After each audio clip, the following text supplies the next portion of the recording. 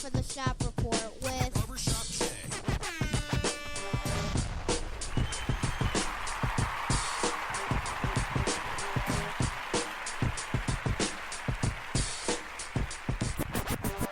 What up, sports fans? Welcome to the Shop Report. I'm Barbershop Jay. I'll be your host for the day. Here's what's happening. Joining me on the program today is none other than my cat from the NYC. I hesitate to say that because he's been acting like Richard Stefanski a lot lately, a.k.a. Rucker Park. Brother Rich, what's going on, man? Brother, I'm always honored to be on with you. I know you were going to tell the listeners you were about to say I'm from Dallas because you're thinking about where you are right now. No, you're thinking about Des Bryant and all the things that are going on. But it's okay. No, okay. oh yeah, I got you. I'm always honored to be on the platform. I'm always honored to be on the platform. You say that, but you be acting like you got a star on the side of your helmet. On the other side of the ledger, we got my man from up north, Joey James, a.k.a. Joey Garrett. I mean, my bad, Double J. Tell the people what you say. Quote the great Luther Campbell, I'm tired of being in an industry that doesn't appreciate me. Yeah, well, guess what? I'm sure they got floor mop-up boys or whatever they call that on the basketball court, the guys who sweep the floor. They got Gatorade duty, I'm sure, at the Palace because Andre Drummond is no longer there.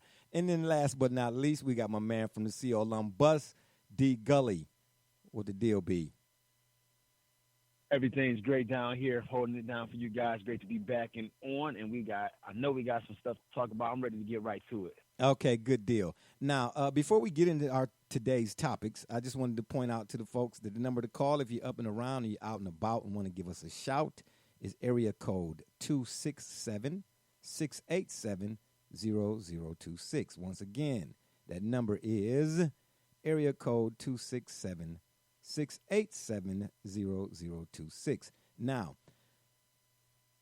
as you all know by now, Gayle King did an interview, per CBS, if you want to call it that, with Lisa Leslie. When I start putting together the information for today's program, I thought that I would have more people, in particular, a few ladies that I know who are very intelligent, articulate.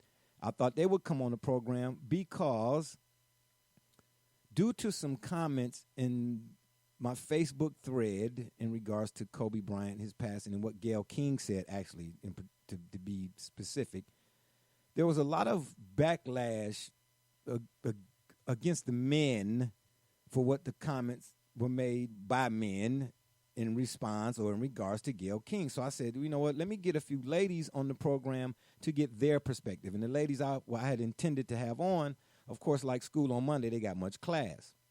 But unfortunately, due to various reasons, some work-related and others, for whatever reason, they unfortunately couldn't be on today. So, fellas, if we could, let's do our best, okay, to uphold those ladies, you know what I mean, and not lump everybody all up together, like the indignant, ignorant Gayle King. I won't call her what Snoop called her or Oprah Winfrey. But, yeah, Gayle she about to get it. She about to get the business today from the shop. You know what I mean? This is going to be the shop report version. So let me start things off, of course. We all, again, have seen, am I saying that right? Seen or saw by now the interview with Gayle King. Yes. I was talking to my mother, and I think I've mentioned on the program a time or two that, unfortunately, and it's been some years have passed, but I lost my little brother to a drowning. And all these years later, even though I'm my mother's oldest child, on the outside looking in, to see her still dealing with that, I couldn't fathom. And I have children of my own. You understand? She and I talked about this, and I wanted her to be on as well. But she said, I didn't even know Kobe Bryant. She's a sports person, but not like, of course, we are. But she said, when I saw the interview and what that lady said, she said, I was livid. And my mother is in her 70s, okay, and she don't let stuff rile her. You know, she carries along the saying that my grandfather used to say. You know, the dog barks at the moon, but the moon shows no indication of being disturbed. That's how she walks her life now. But she was like, I lost a child, and she said I wouldn't wish that on anybody, but for those who have, to hear her comments and that woman, and she said woman as in she was talking about Vanessa, Kobe's wife. She said, Vanessa, that lady lost her husband and her daughter. She said it shouldn't have never been an interview to start with. That was heartless. And she said a few other words that I was like, whoa, you know what I'm saying? But, you know, that's my mom's, you know what I mean? But that was her thoughts, you know, in regards to the whole thing. and I, too, of course, have a few questions. Being in the industry, if you would, on the lower level, however you want to put it, you know, my conversation with my mother and to a few other people that I talked to, you know, in regards to it, I said, believe me when I tell you, when I saw that there was an interview or that Gayle King was interviewing for CBS, okay, Lisa Leslie, it was a head scratcher for me.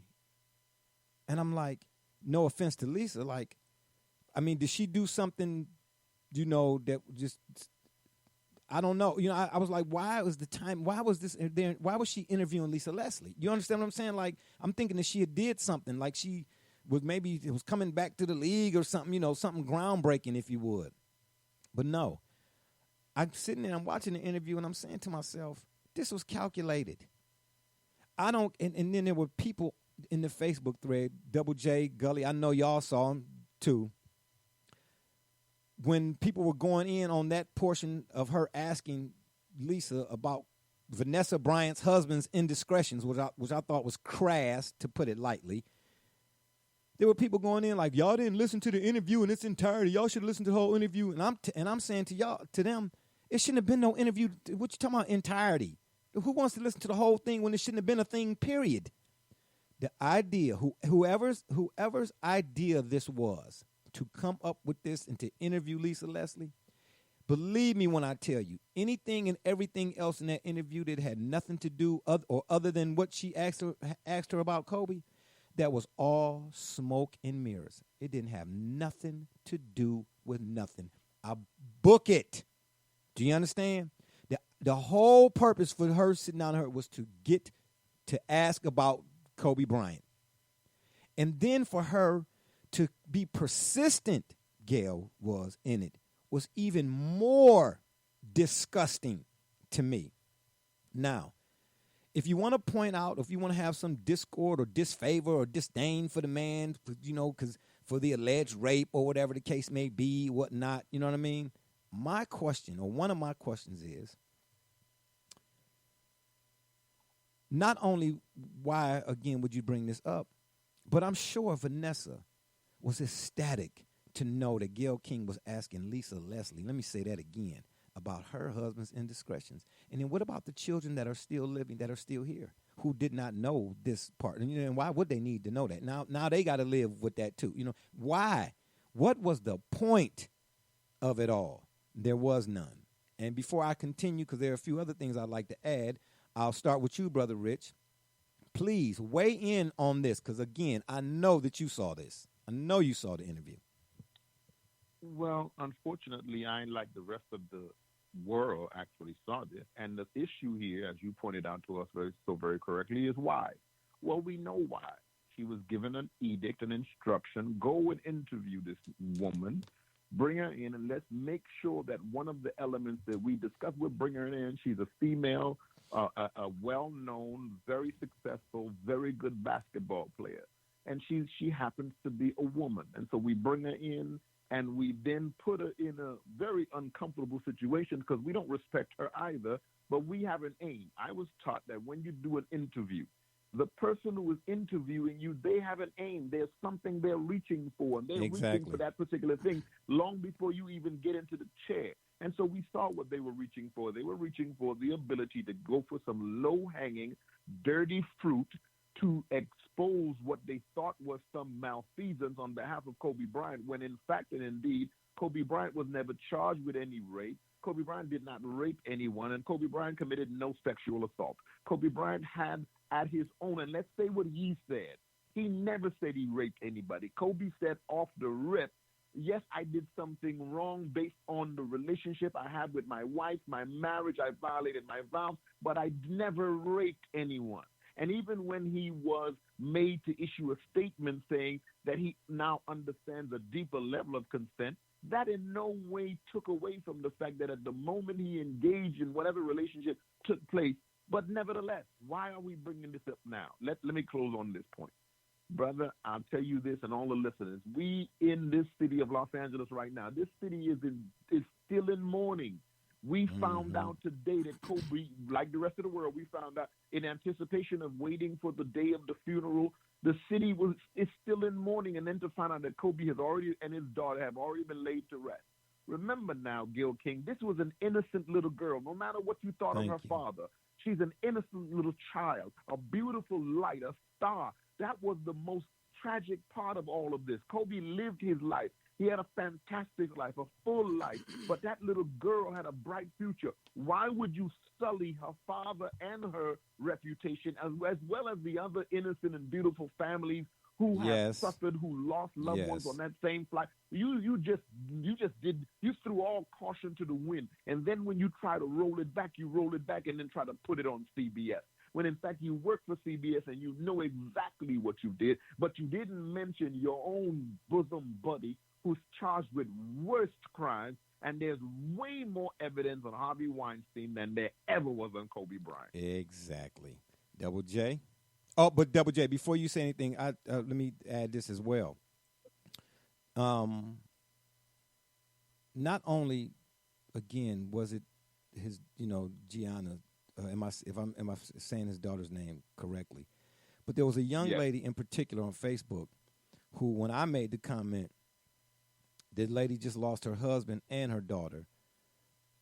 How come we just can't let it rest in peace? Nobody's condoning or saying it was right or wrong or whatnot, but why are we relitigating this, whatever took place, okay? And then I got some stuff to some track record stuff on the alleged victim, if you would, okay? And she was no saint by any means.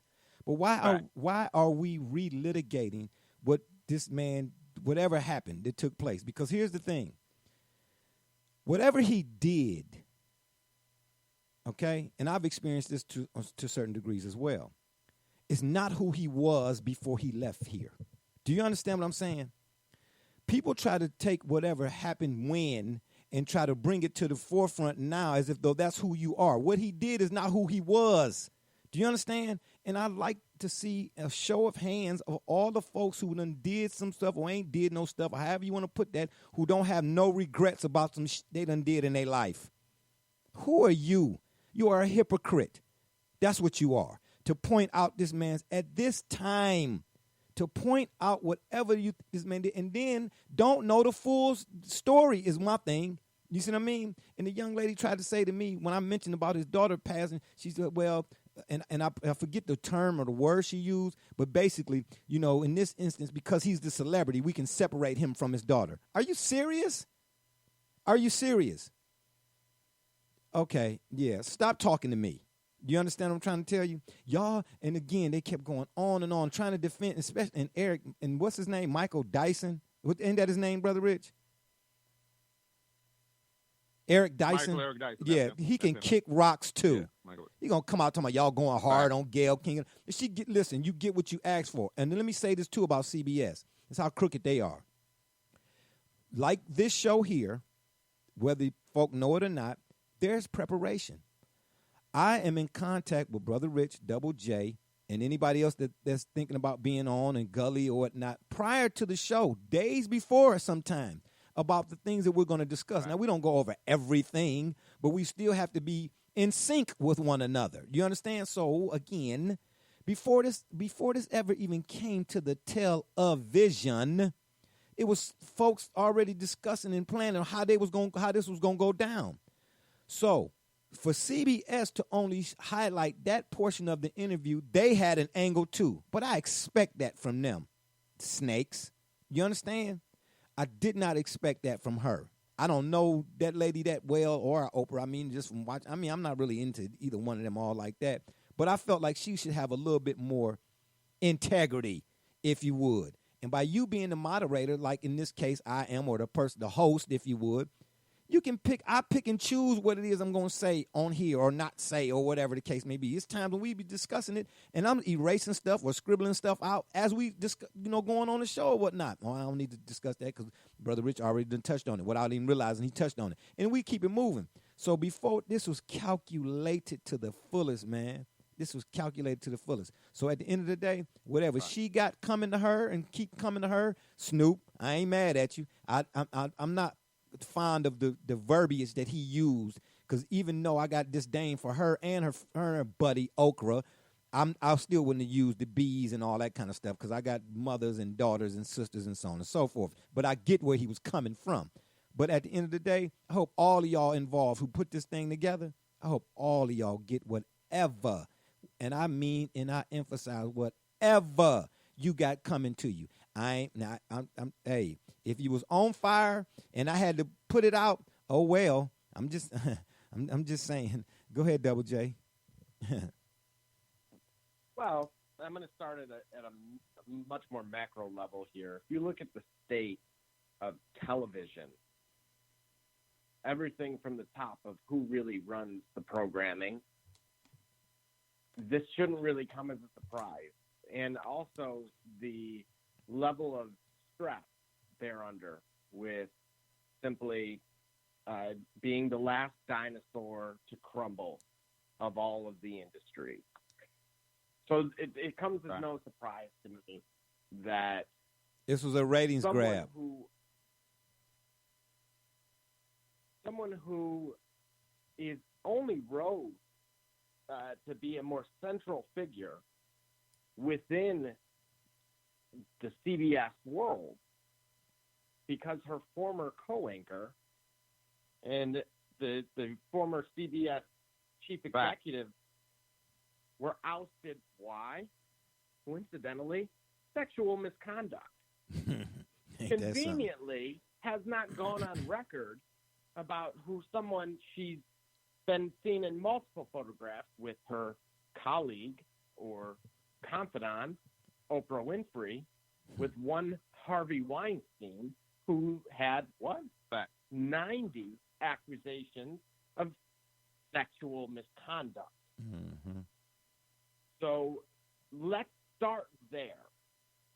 Mm-hmm. It doesn't surprise me in the least bit, as you pointed out, that this entire interview, which was under the umbrella of Kobe's legacy. So first of all, she had gone on record as saying since that of all the things they could have discussed or pulled, they chose that clip. Well, again, we understand why. That's what they do. Additionally, why she tries to play victim at this point, which we've all seen at this stage. As his friend, I'm going to quote here, that as his friend, you wouldn't see it.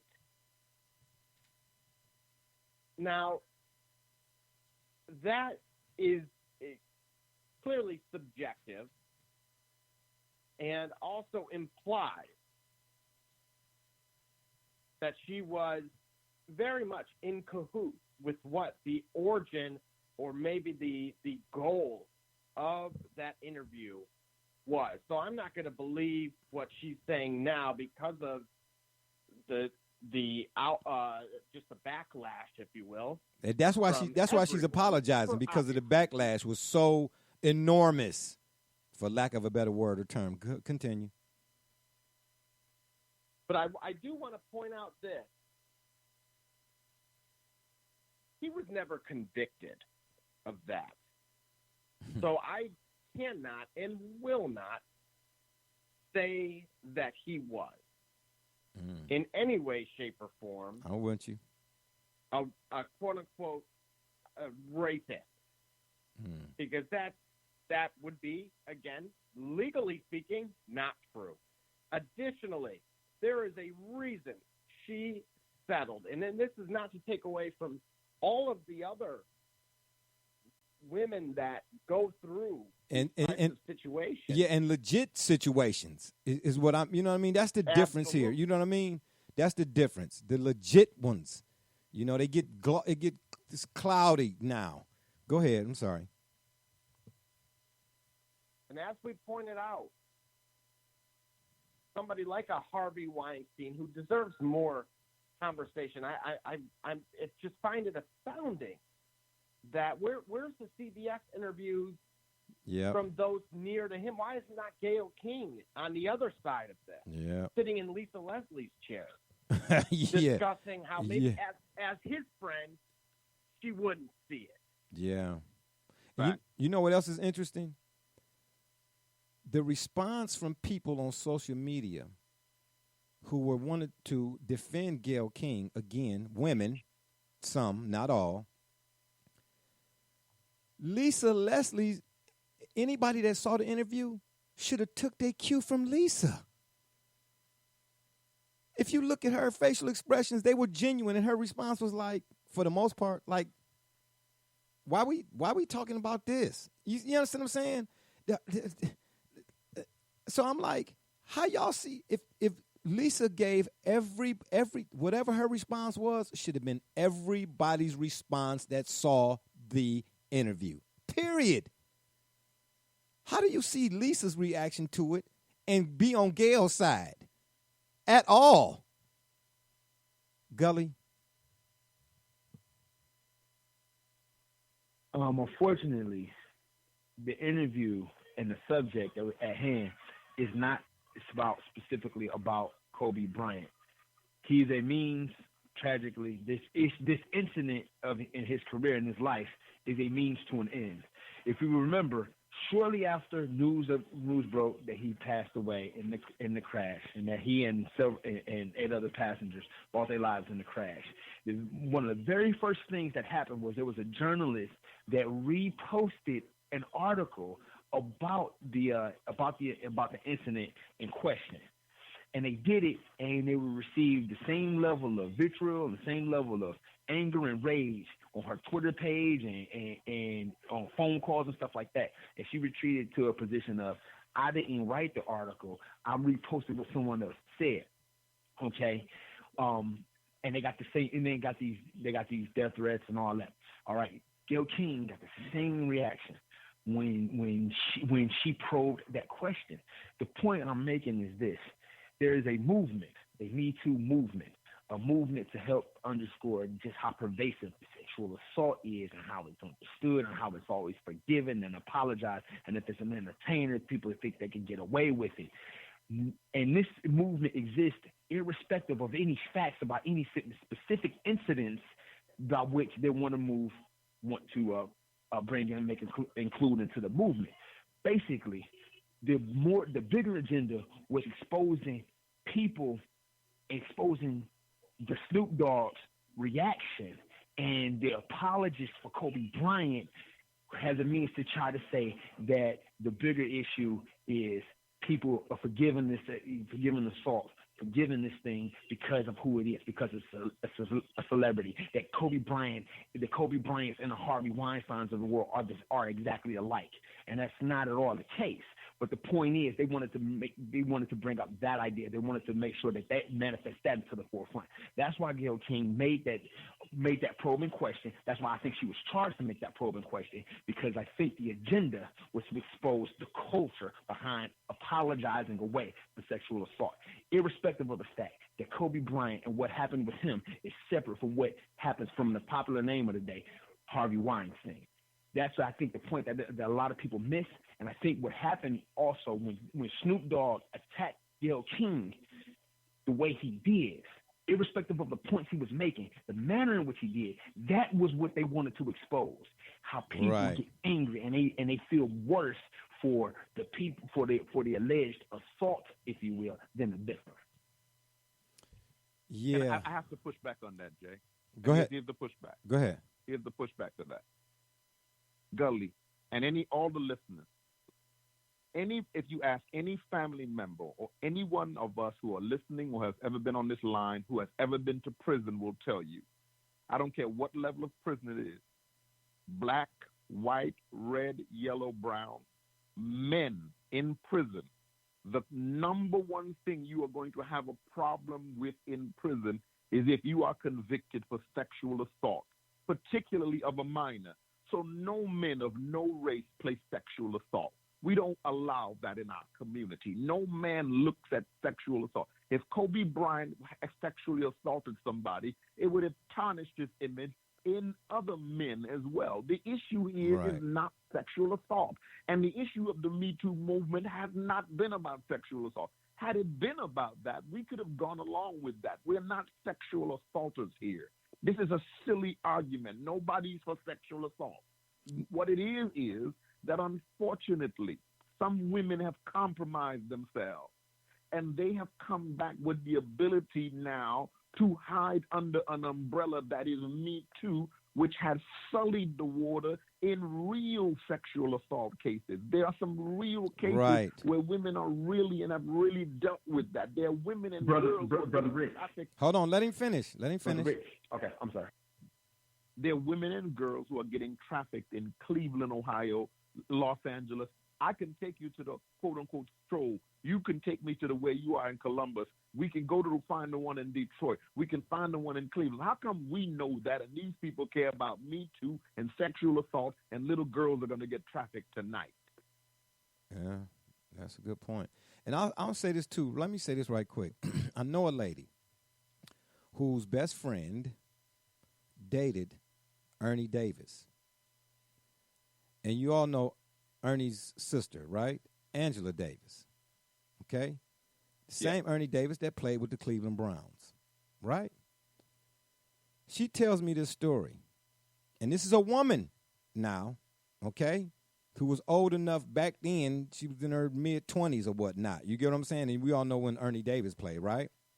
I think it was Ernie Davis. I might have the first name wrong. But anyway, the Davis guy that played for the Browns. Excuse me. This lady and her best friend, who, again, was dating Mr. Davis at the time, were watching the Browns game. She said it was a good game, too, by the way. Well, when the game was over, of course, they get up out their seats and whatnot, and, of course, they get they get to go where the players are because she's like, come on, let's go. We got to go meet up with Ernie or whatever. You know what I'm saying? So they get, close to the locker room or whatever the case may be. And this lady is telling me, I could not believe all of the women who were trying to get at him and all of the other Browns players. We heard Dave Chappelle mention something in one of his stand-ups in regards to Monica Lewinsky and Bill Clinton. We all know the story, what happened there, about women who want to be famous.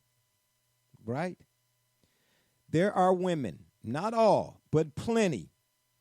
And we've heard stories. We've discussed them in the barbershops. They even being discussed in beauty salons about women whose sole purpose when they get up that day is to go try to get with this dude that play for whoever. You understand what I'm trying to tell you?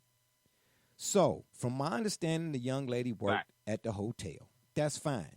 But when you find out, if that's what your aim is, that's what your calling in life is, or whatever you want to call it, and you find out Kobe Bryant if you find out Deshaun Stevenson is at the hotel, you trying to get with him, and for what reasons? For Bible study? I doubt it. What, you selling Girl Scout cookies? I doubt it. So come on, man. Let's not act like, and again, this is not all women, but because there are women out there whose their sole mission, it sullies, like Brother Rich said, the cases of those women who are innocent, who are being trafficked, or who was riding home and some guy carjacked them and then snatched them out and did ungodly things. You understand? Those cases are the cases that should be. Then again, on the flip side, you talk about guys in prison and sexual assault, so on and so forth. What about the guys who are in there and then been in there for years because some woman said he did when he really didn't? Now flip the tables.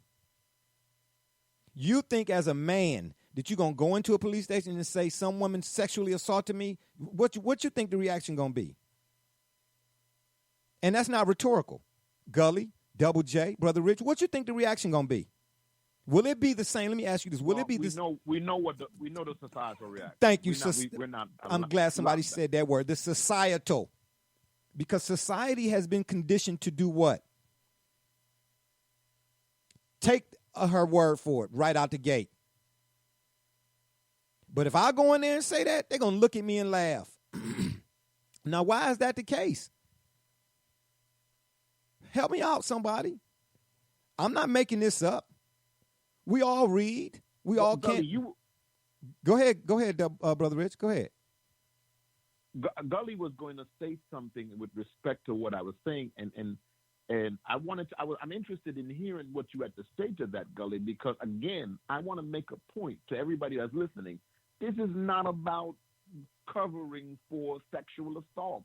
This Gayle King, it wasn't about Gayle King asking a question about sexual assault. If there was a proper venue, a circumstance, she's retrying the case, even if it's later on and she's writing a book about Kobe and she's interviewing Kobe's wife and she's asking her an intimate question. This is an uncomfortable question, and I'm posing this question to you a year or two down the road. We understand that if she wants to use the cover of quote-unquote journalistic integrity. Some time has passed. But you have a city, you have a people, you have an organization, you have an entire league, the NBA and its players, its fans are in mourning over this great young man. And is this what we want to focus on? And then you want to use sexual assault. Let me ask you this, listeners. Even if you say he is guilty of sexual assault, what are we going to do to him now? Prosecute him again? He's already written, and this is for something that allegedly happened 20 years ago. You can't even retry the case. So what was the purpose of even bringing that up except to sully his name? And we all grew up in a time, there was a time when they used to tell you, don't speak ill of the dead. Thank you. What happened to that? Thank you. And listen, and not only that, woo, Brother Rich, you hit the nail on the head because I was just, I was. Let me. Brother Rich, though, but again, yeah, go ahead, because what I'm saying. The point about it is, it's about the agenda behind it was at the expense of Kobe Bryant's legacy, at the expense of his family's grief, at the expense of his fans and his friends, and at the expense of anybody's grief or sadness about a situation, or at the expense of understanding and appreciate the man he was. The agenda is about exposing perceived the way we handle or hide, not we as people, like as if we're all apologists, but the way society hides how sexual assault is handled. No. When it's an entertainment, they seem to get away with it. That is exactly why. That is exactly why they persist with trying to tarnish his legacy.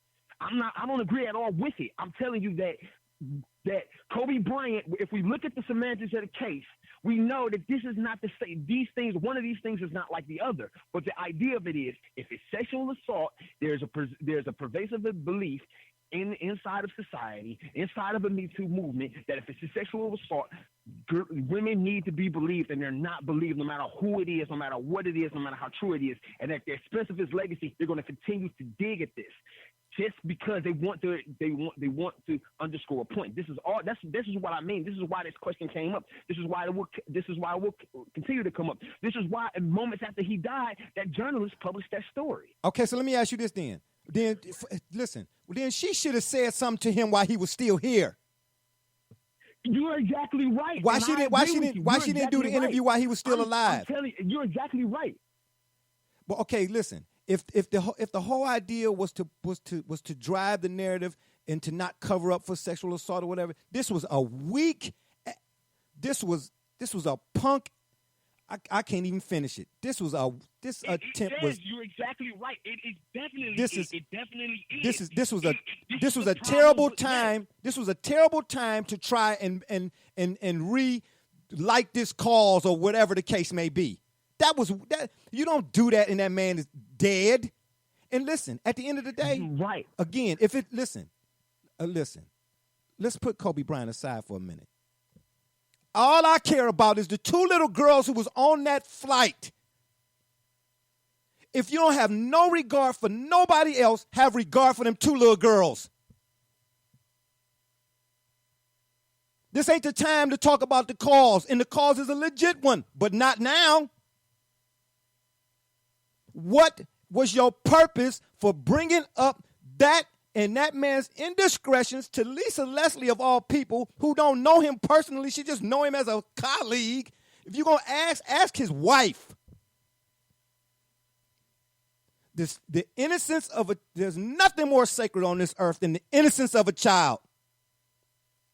CBS, Gayle King, Michael Eric Dyson, Oprah Winfrey, and anybody else who agreed and think that she was wrong, she was right in some shape, form, or fashion, they can all kick rocks. Now, how about that? Who ain't got kids here? Huh? Like Brother Richard said, if you don't like Kobe or didn't got a problem with what you think he did, and you holier than thou, and because it's the same folks that be talking about integrity got the least of, as far as I'm concerned. But let's put him aside for a minute. What about that little girl and the other little girl, her teammate? Since the adults got, they make adult decisions and so on and so forth. Okay, but okay, fine. What about the little girl? The little girls, excuse me. Again, if it's about an agenda and proving a point, all of those, the truth and what really matters falls by the wayside. Well, guess what? Because that's what it should be about. That's why it was a weak move.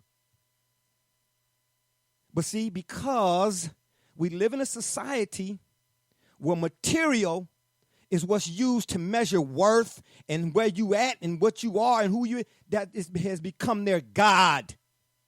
They was going after ratings. Callous, heartless. So as far as I'm concerned, you disrespected the agenda. You stomped in the face of the ladies out there who got legit cases. Real talk. There was no point in bringing this up at all. Timing is everything. Whatever venom she get, and whoever else agree with her get, good for you. And I wish, hold on. I wish somebody would, I promise you, and I am not a malicious person by nature. I'm a lover, not a fighter. But I wish somebody who was on her side say something to me to my face. One time, it's going down. Book it. And this show is being recorded. Book it. That was the low. Listen, where's the humanity at? See what I'm saying? That's what I meant when I just said a few seconds ago about people are so connected to material. Where's the humanity is going? They replace humanity with material. You soulless dog. That's what you are to me. Man, I wish somebody would come up to me and say something. I wish. Because if you ain't lost a child, I know people who have. I know a lady who lost her only child. It's a time and a place for everything. This was not it in no shape, form, or fashion. You're going to piggyback. You're going to try to use this as let's not, because here's the killer part. There are people who wanted to be reminded of that dude for the good he was doing in that moment. See, whatever, like I said, that was 20 years ago, and it's not to be forgotten or dismissed or discredited or be disgruntled about. No, ain't nobody, whatever. You have whatever you want to use to describe it. But 20 years later, if you're going to throw that up there, throw in what the good he had done. How you going to put that out there and then try to drive it home? Because from the beginning, that's what it was all about. It was about to make sure that the folks who wanted to remember that dude in a good way, let us remind you that he was a this and he was a that. And they don't even have all the facts.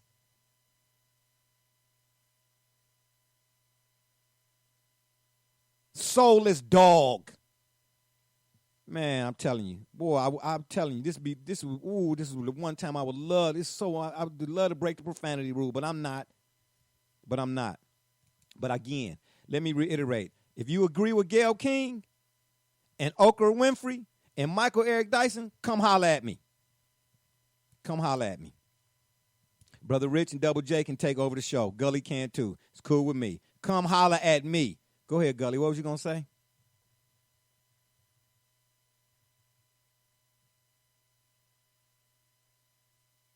Nothing? Still there? Okay. It's all good. It's all good. But I get it, though. At the end of the day, this lady went on national television and made a mockery of whatever is supposed to be right about the subject that she was discussing. Now tell me I'm wrong. Please, somebody right here today tell me I'm wrong. Brother Rich, am I wrong? If I am, you straight up. We straight. We straight shooters. You already know. It's clear where I stand on this, my man. I'm sorry. I'm a Kobe fan, you know, and it's personal to me like so many others. And I certainly cannot tell you you're wrong. I can't tell you. The man was not in the grave. He wasn't even buried yet. I can't even tell you Snoop was wrong. I really can't, because I can tell you that Snoop was hurt. Imagine somebody talking about your loved one, your friend, your brother, somebody, your hero, somebody you admire, somebody who you grew up and then you got close to that individual. They were an iconic figure. You're an iconic figure. You bond with this individual. You love Kobe. You love the Lakers. And then he passes away in such a tragic circumstance. And then you hear a reporter, a journalist, or whatever they refer to themselves as these days, on some silly program, and what she wants the world to remember is some alleged, and I want to use the word specifically, alleged, because the prosecutor himself found no evidence that he could go forward with a case. And trust me, there was ample desire to prosecute Kobe Bryant for that malfeasance. He admitted to committing a moral error. He never admitted to committing anything other than that. Okay, so hold on, Brother Rich. Hold on. We're not covering up for sexual assault. Hold on, Brother Rich. Did you use the word or term or word in this case? Yes, moral? Correct. Okay. That's morals. Right. All these Christian folk run around out here. Ain't it a saying or something about let he who's without sin throw the first stone or something like that? Fact. But they out here throwing stones. But where you throwing the stone at? You point. It's in the wrong direction. You need to throw the stone at yourself. But here's the deal, though. Let me give you now, and again, there are a lot of women I talk to. They said, "Oh, they wish they could have got at Miss Gayle." I'm just letting you know. There's a young lady on Facebook. She put a post up in regards to the victim, quote unquote. And I'm going to read this verbatim. The young lady's name is Corrine, Miss Carmelicious Brooks, or Corrine Brooks. She says, since Gayle King didn't mention any facts the other night, ... Did you know Kobe Bryant's accuser was on medication for her schizophrenia? Did you know the day she went to get examined for the case against Kobe, she had semen in her from 4 other men? And when asked about that, she said she put on some dirty underclothes that she thought was clean, and that's where the semen from the other men came from. Did you know his accuser, Caitlin Faber, attempted suicide and tried to kill herself twice before accusing Kobe of sexual assault? The attempt at suicide was for attention from her boyfriend she had while sleeping with Kobe, as she stated. And then Miss Corrine says, stop listening to these people that don't have the facts. Her pick after she got a settlement and got her new boobs. And I'm looking at a picture here of her side by side with Kobe. She refused to testify against Kobe. I wonder why. So now, did I miss something, Gully? And I'm not picking on you. I'm just asking. Did I miss something in the interview? I don't recall Gayle King saying anything about that.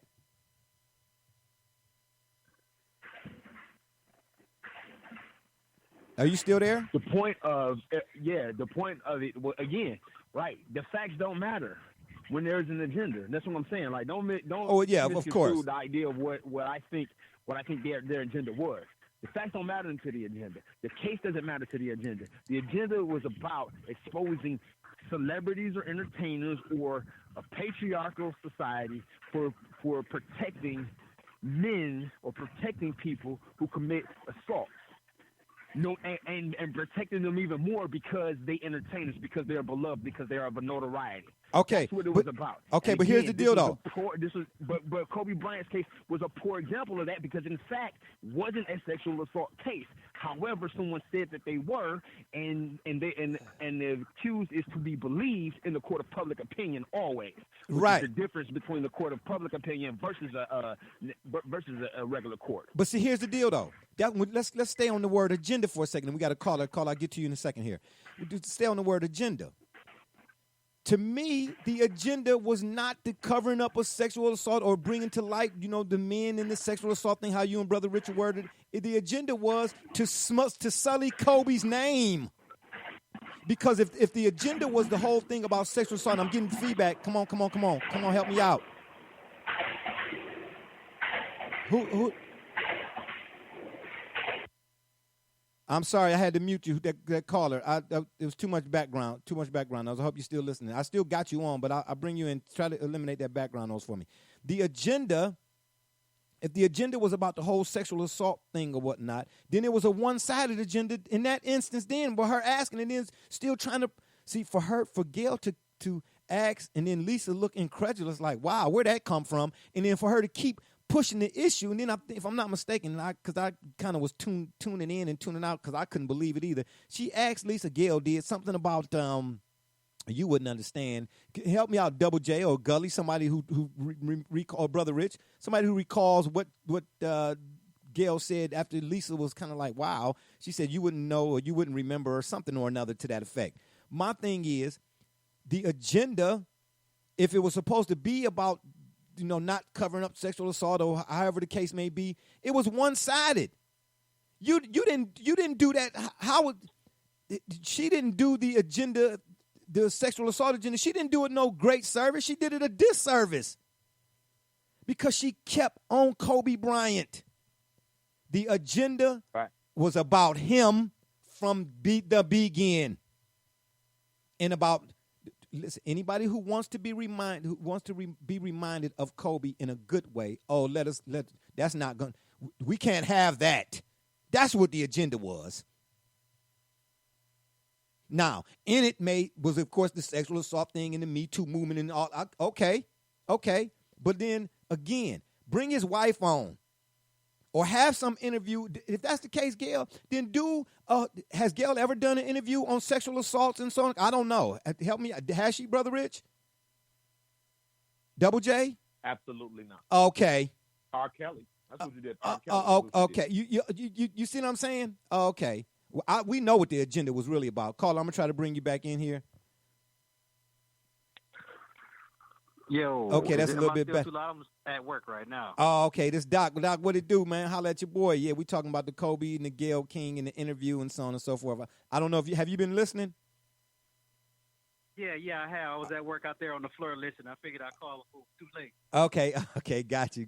It's all good. Go ahead, man. Weigh in, man. Since you're listening, what so far? What are your thoughts? Well, I feel like Gayle King really was out of pocket for that because I feel like if he was acquitted, why would that affect his legacy? You know what I mean? Those are questions you don't have to ask unless you're trying to expose this person and make it seem like he's worse than what he actually is. You know what I mean?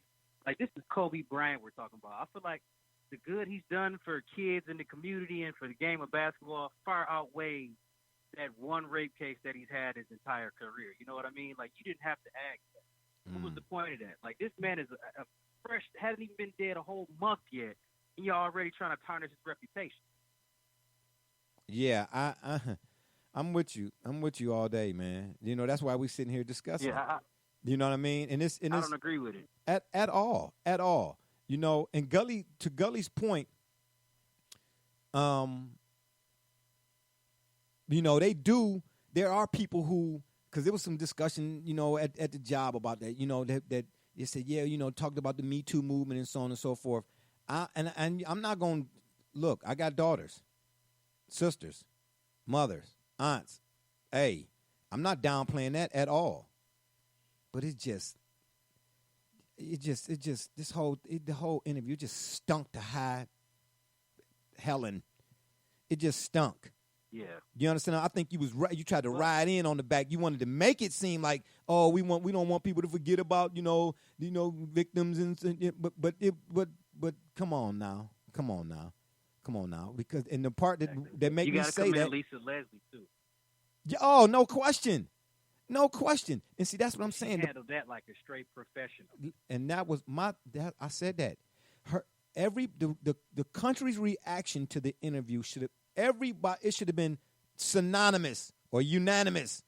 It should have been what Lisa's reaction was. It should have been what Lisa's reaction was. You know what I mean? How anybody could side with Gayle King after that? I mean, how could you not see right through that? Is what I'm saying. Folks out here with these blinders on. How could you not see right through that? The biggest fail of them all was Oprah. She started talking about Gayle King is not doing well, and it's like, well, Vanessa's not doing well either. The Bryant family is not doing well. Thank you. And then the fact that the Alatoli family, every family on the helicopter, they're not doing well. Nope. And you know the fact that she says Bill Cosby's tweeting from jail, it's like, what does Bill Cosby have to do with anything? Another person that's, of course, what his whole deal is. But it's like, why even bring up Bill Cosby? You have Snoop Dogg who said something against you and all these other people who you could have brought up, but you jump right to Bill Cosby. It's like, what is y'all agenda? Why are y'all trying to further tarnish these people's reputation? Yeah. Any further than it's already been tarnished, and you know what else, too, man? I want to go back to Vanessa and Kobe Bryant's living children.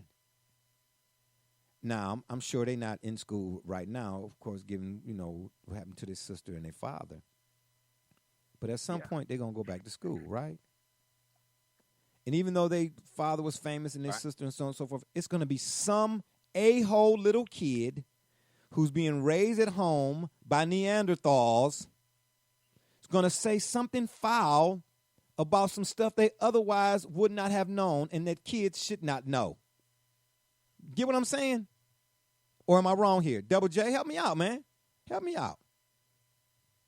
Oh, okay. The unfortunate part of the connected world that we live in is that this is in just about every household at this stage, unfortunately. Yeah, I mean, to say I'm livid, I saw the interview, man, and again, I sat in my chair, man, for about what felt like 40 days and 40 nights. You know what I'm saying? I'm like, man, I ain't at the CBS level, and I'm kind of glad, you know what I mean? They hand you a contract, and once you sign that contract, you're not yourself anymore. You get what I'm saying? But even at this level, again, man, I'm sitting there, I'm saying, man, where did some stuff, Brother Rich? Let me ask you this question. And you're not in the industry as I am somewhat, but still, does decorum play a role in because for me it does. You see what I'm saying? Should decorum have played a role in any of this? Well, I think we have to lift Gully's point here, which is the fundamental point he's making is none of that matters when there's an agenda. Now, the question is not that there's an agenda. It's clear that there's an agenda. The question becomes, what is the agenda? And my contention in today's debate is that the agenda is not sexual assault.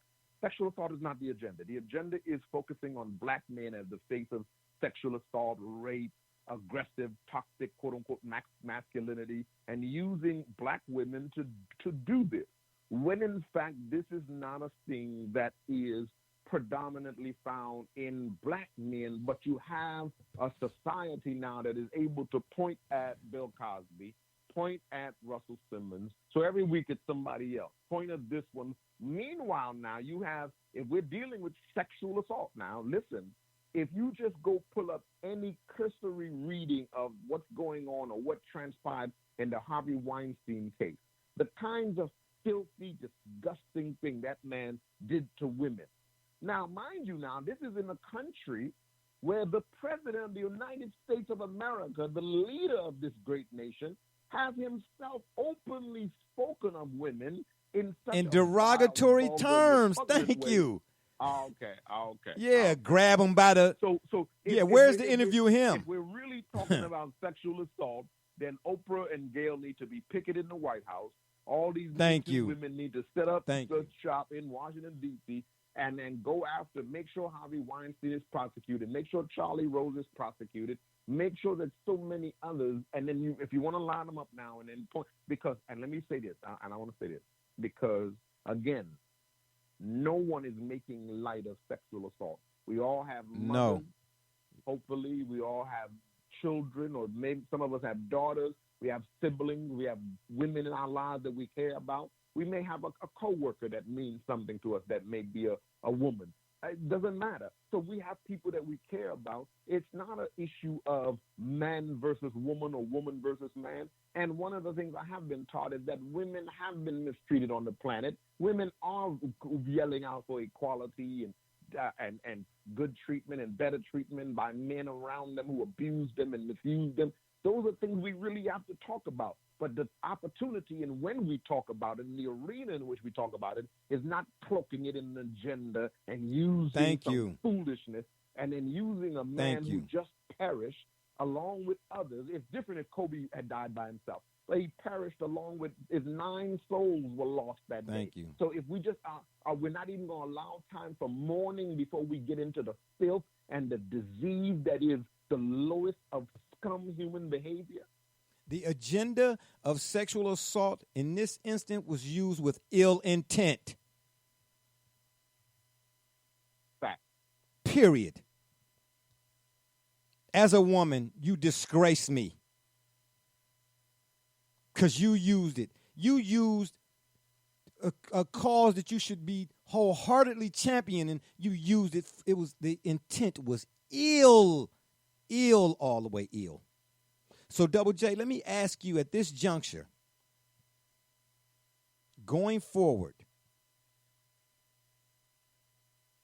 what should happen to Gayle King or CBS or any of those folks? I mean, what she apologized, I get it, but it seemed disingenuous to me. You see what I'm saying? And then going to say, CBS only showed that portion. They didn't show the entirety of the interview. There shouldn't have been an interview to start with. And who's going to sit through the whole thing when everybody know once you got to that nugget, that's all that folks is going to hear or focus on?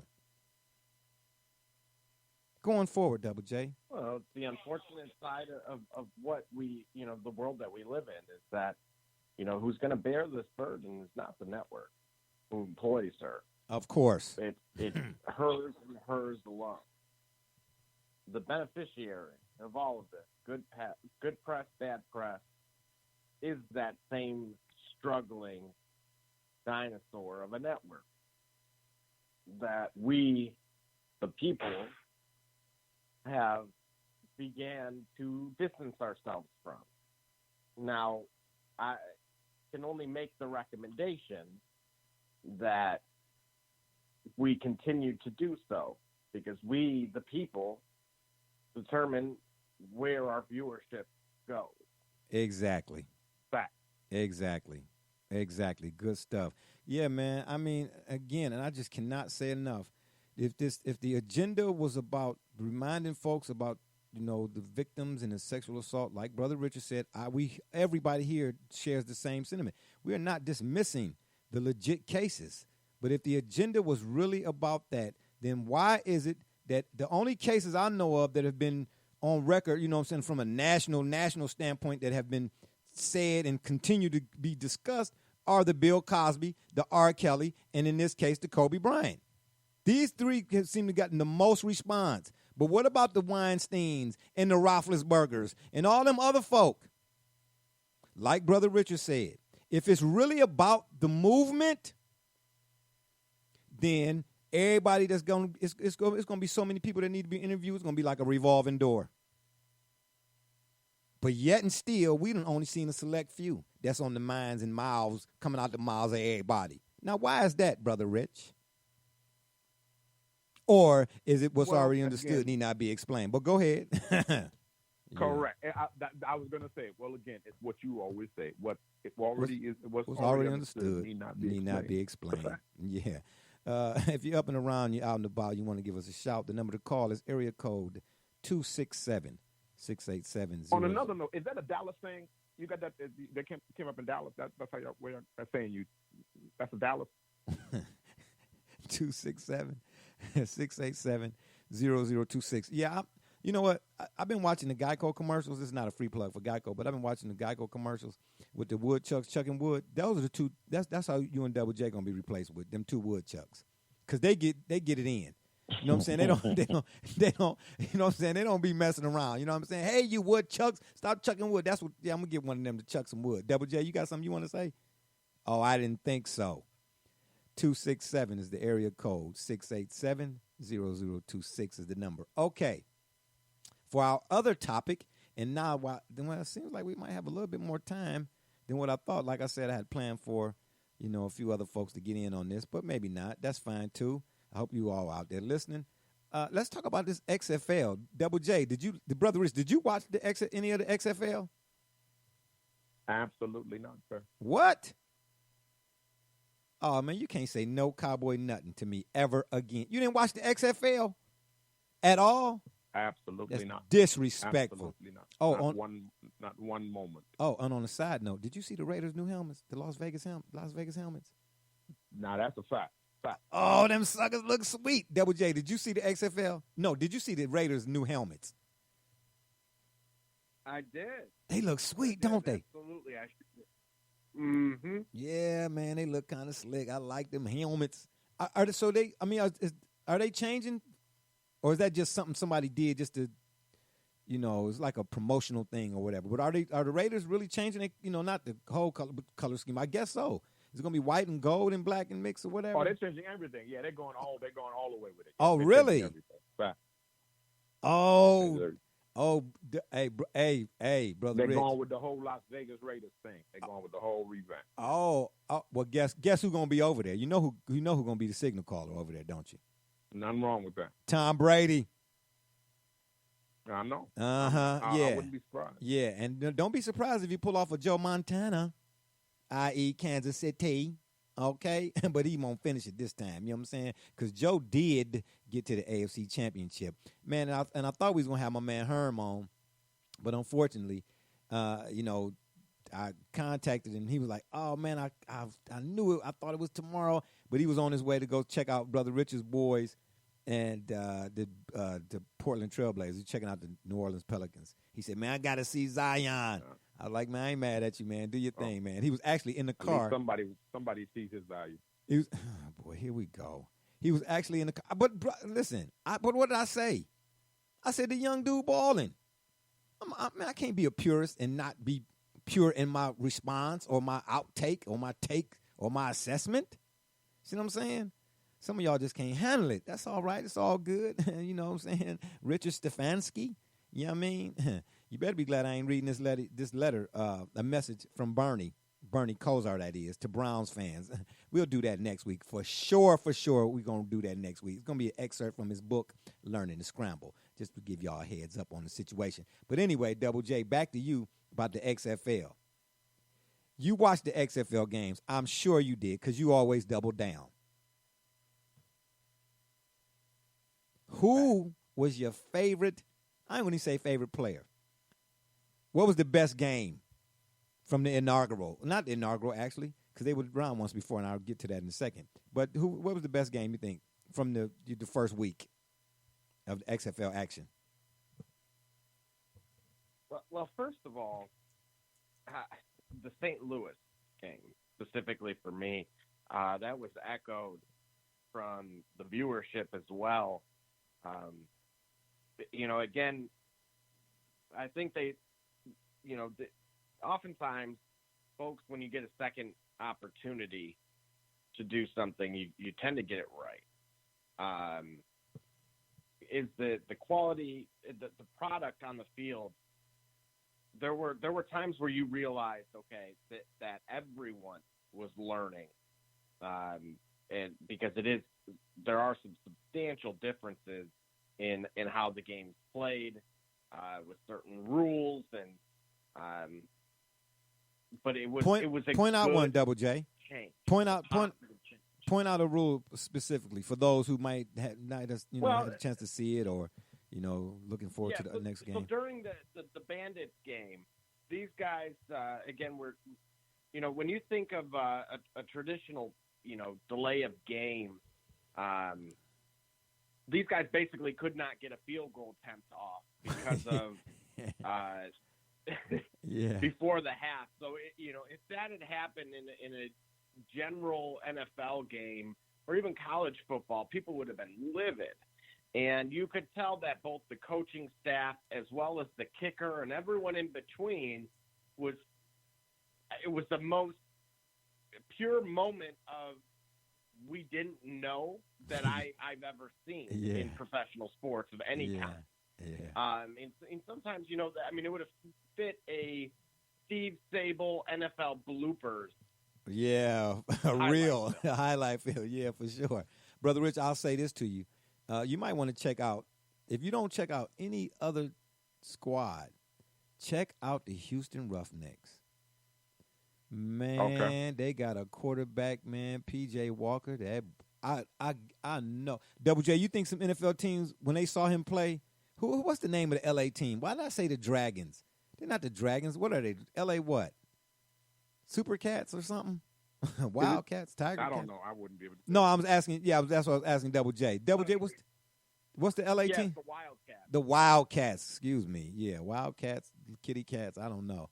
And it started out good. The Wildcats was, it was balling. They was going back and forth. But then that P.J. Walker happened.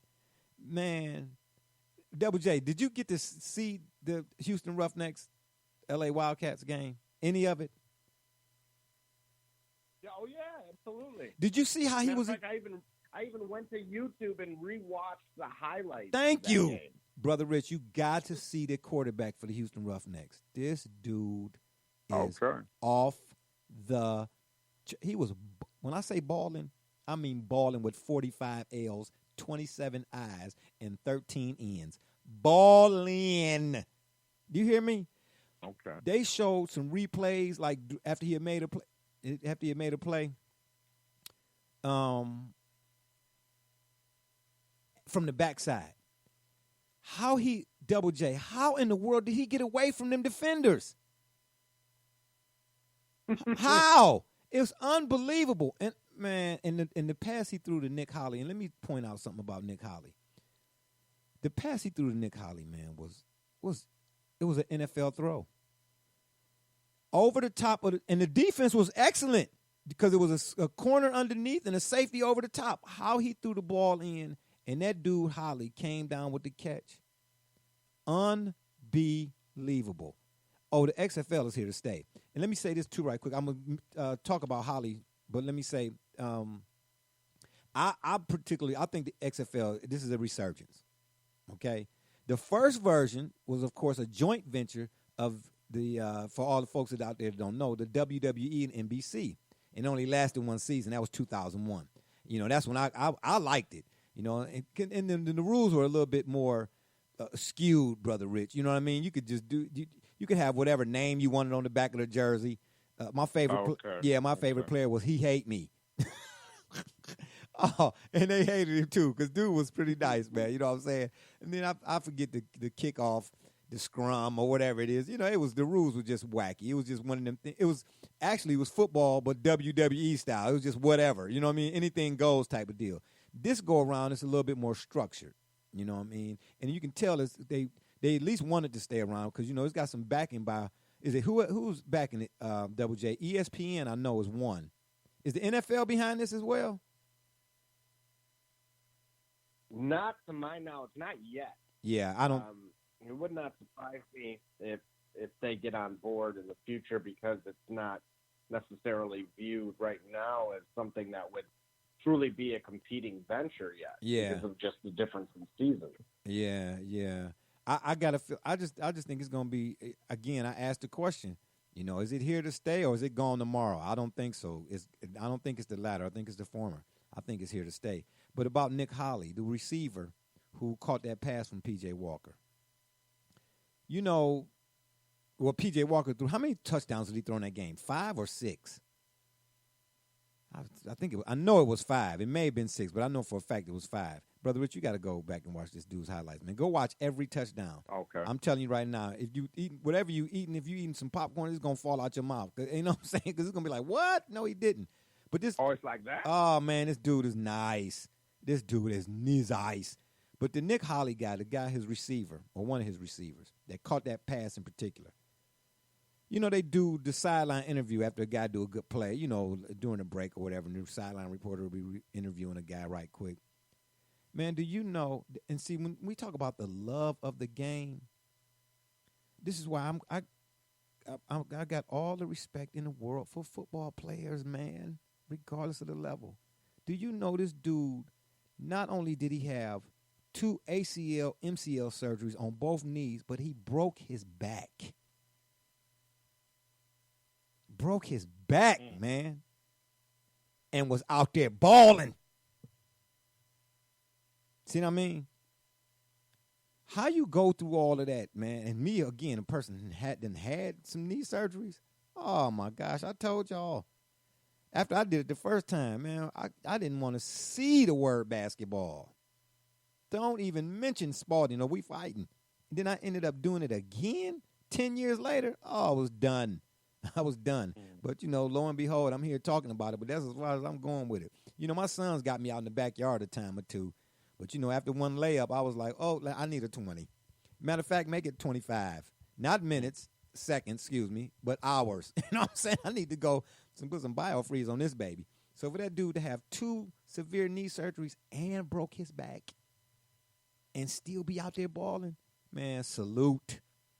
Kudos, tip of the cap, and all that other good stuff to you, young fella. But, yeah, Brother Rich, you got to go check them out, man. The Houston Roughnecks. Double J, who your favorite team so far? So I'm actually going to ride with you on that with Houston. Yeah. Yeah. DJ Walker, that stellar debut, he won me as a fan.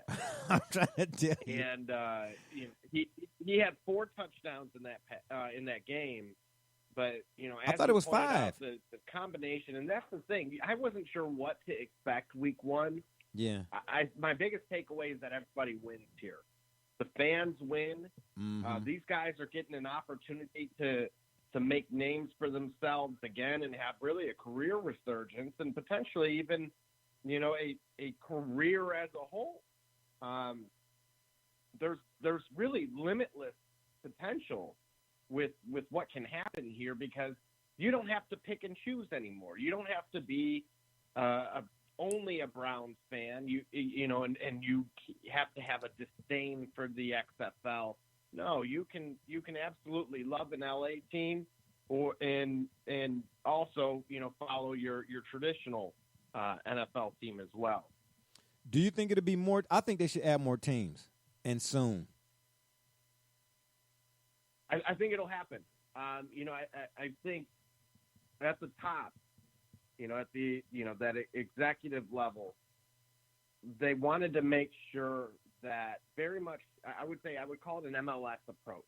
Okay. Where the second time around, they wanted to be able to protect the investment, make sure that they had a sustainable product that was not going to be that flash in the pan, again, keyword sustainability. And over time, I believe you will see that because what's going to happen here is you're going to have either additional, you know, maybe business owners that have been turned away from the NFL or haven't had that opportunity, or maybe want a larger share of a team or franchise, and they're going to have that with the XFL. So again, if done correctly, if they followed that MLS model, in my mind, it's here to stay. Yeah, I think so too. You know, and I didn't get to catch the game because I kind of liked him, even though he played for Ohio State. Tastes like mud. Saying that word. Did you get a chance to see Cardale Jones? Because I didn't, and I didn't catch any replays of the game either. How did he do? Oh, you're asking me? Yeah, Double J. How did Cardale Jones do? No, I mean, it was a promising start. You know, as a whole, again, speaking of him, in He had 235 passing yards, and he had 2 touchdowns. So, from my estimation, it was actually better than what I was expecting. Okay, so then here's the last question. I just asked, do you think the NFL on board? Because I'm not sure, and you said you're not sure either. But let's say this thing keeps rolling. Will this be the NFL's farm system? Maybe. It brings up an interesting, question with that, because you can look at it from a number of ways. If you're a 5-star recruit in high school, do you go to the XFL for a year? No different than again, a high school player in basketball saying, I'm going to go play overseas for a year. Okay, so the XFL, obviously, they don't have that restriction then, do they, like the NFL? No, and again, it's not being talked about yet because, again, we haven't had a full season with them yet. Right, okay. But it makes for a very interesting conversation, because when you look at a talent pool, that was probably everybody's biggest concern is, hey, we're just going to see a watered-down version of an NFL game with a twist. Uh-huh. And I think folks got a little bit more than they were bargaining for. Absolutely. Yeah. I know I did. Like I said before, I tuned in because I remember when it was here in 2001. And I was like, oh, the XFL, I was like, oh, okay. Some football all year round, so to speak. But when I saw the game actually unfold, I was like, well, wait a minute. These dudes out here, they not playing, man. And I wonder if some of them guys are doing that, man. The level of which they were playing, they like, man, they love the game. And you could tell, but Brother Rich, when I said they was out there laying wood, oh my goodness. Them dudes, them pads was popping. Them pads was popping. I was like, man. So, I'm wondering if them guys, man, are looking at like, man, this is my ticket to the NFL. Finally, I get a shot. Because Double J, it was interesting. Well, I don't want to speculate, but I'm wondering if some of them guys were like, working in soup kitchens or, out on the streets, so to speak, not homeless or nothing like that, but, like whatever they shot at football, they be like, yeah, it's a done deal. I might as well go and do whatever I'm going to do with my life. You know what I mean? Then here comes the XFL, and they like, what? And then they might have another shot at the whole deal. But, yeah, I'd like to see. I think some of them guys, definitely P.J. Walker, could be at the NFL level. I know somebody at the NFL looking at him. If they're not, they're a fool. They are foolish. I don't disagree.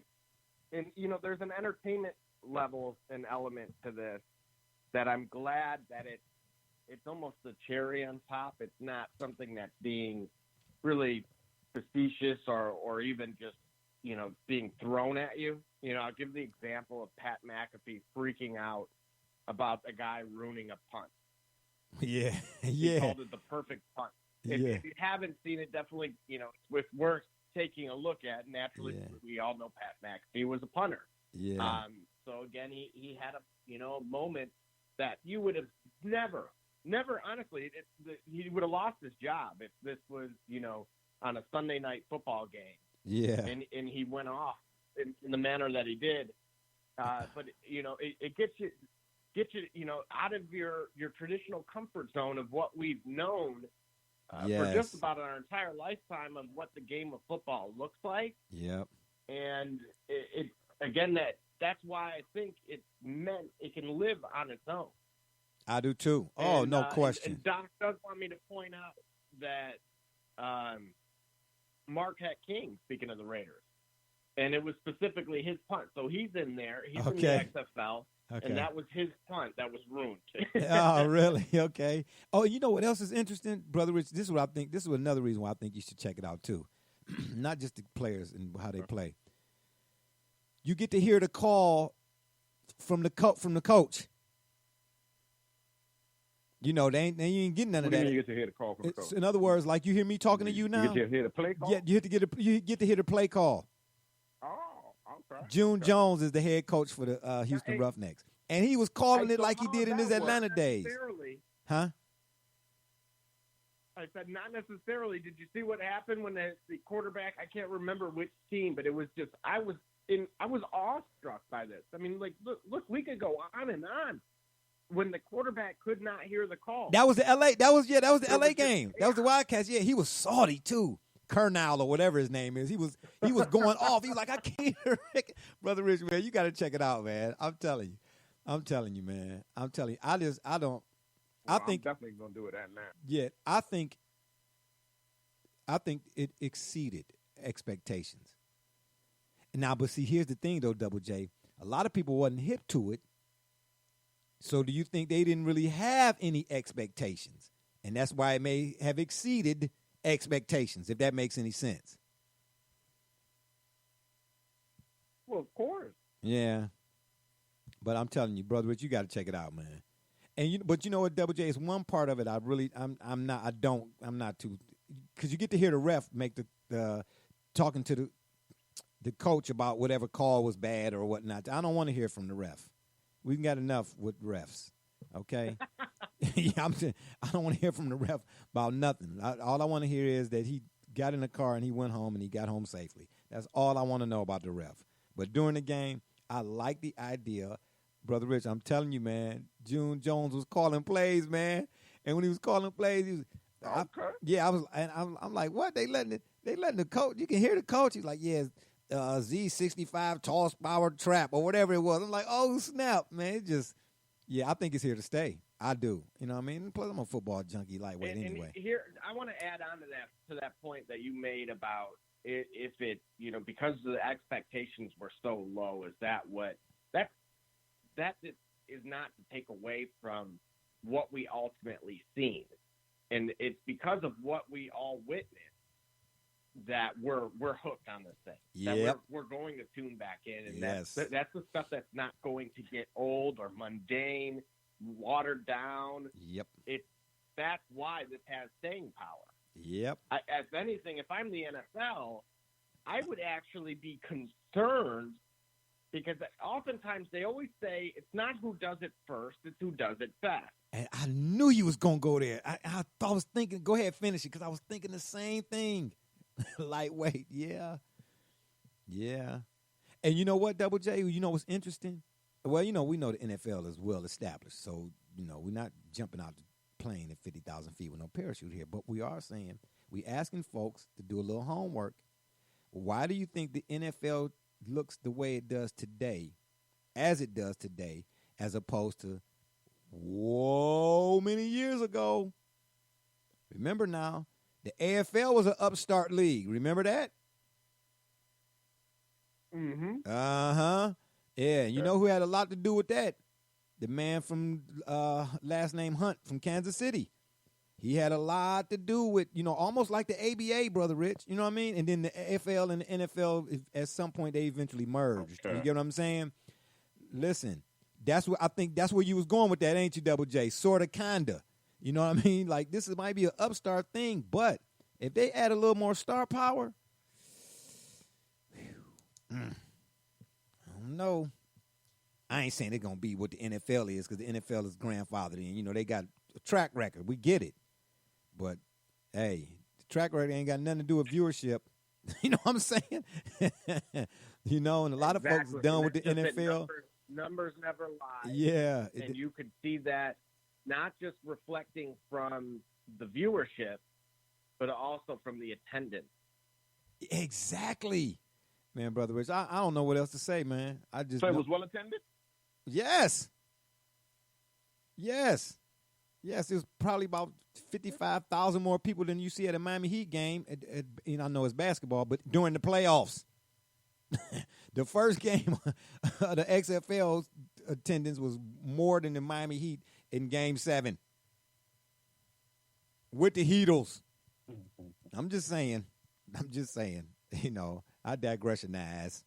I'm just saying, man. I'd say this: every home team had over 17,000 fans there. Okay. And again, no, go ahead, finish. Yeah, that's what I'm just agreeing with you. Yeah. And it also had almost 3 million viewers.